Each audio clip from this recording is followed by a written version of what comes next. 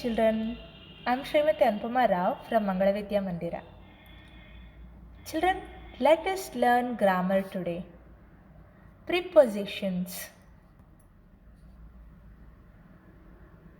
Prepositions. What is the meaning of preposition? Prepositions are words that tell you something is located or positioned compared to something else. Aside from telling you where something is located, prepositions can also tell you when something happened.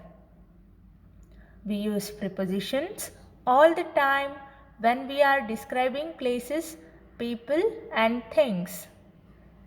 Children, I repeat it again. Prepositions are words that tell you something is located or positioned compared to something else.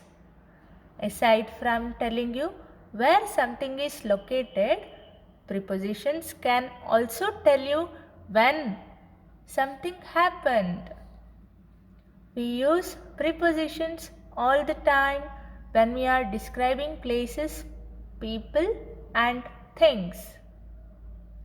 Let us look at some of the examples. The flowers are in the basket.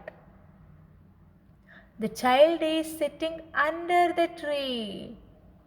Here, the word in and under are connecting one person or thing with another.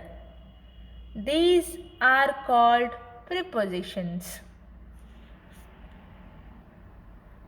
Let us look at some more examples. The flowers are in the basket. Children, here the word in is telling us where the flowers are located.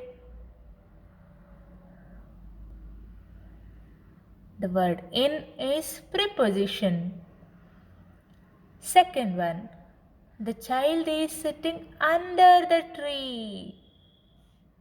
The word under is telling us where the child is sitting. So the word under is preposition. Third one, she is going to school. Children, where is she going? She is going to school. The word to is preposition here. The horse jumped over the hurdles. Here the word over is preposition. She fell on the ground. Children, where did she fall? She fell on the ground. On. The word on is preposition. The boy is standing behind the door. The word behind is preposition here. Amit is standing between his parents. The word between is preposition here. Where is Amit standing? Amit is standing between his parents. There is a tree beside the house. The word beside is preposition here.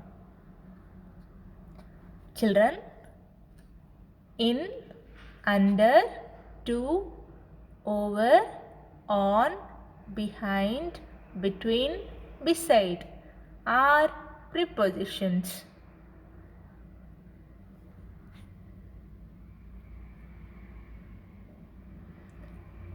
Let us look at homework.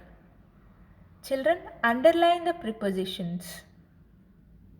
You have to write these sentences in your homework and you have to underline the prepositions.